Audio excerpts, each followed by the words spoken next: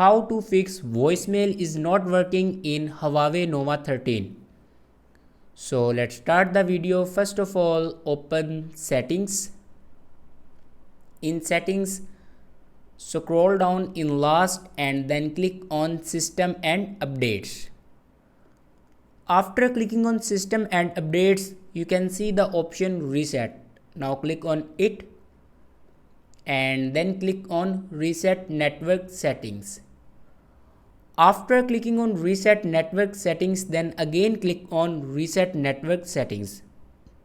After reset the network settings, then go back and open software update. Now here you can check your latest version will be updated or not. If it doesn't update to latest version, then update it to latest version. After that, your problem will be fixed. Thanks for watching this video.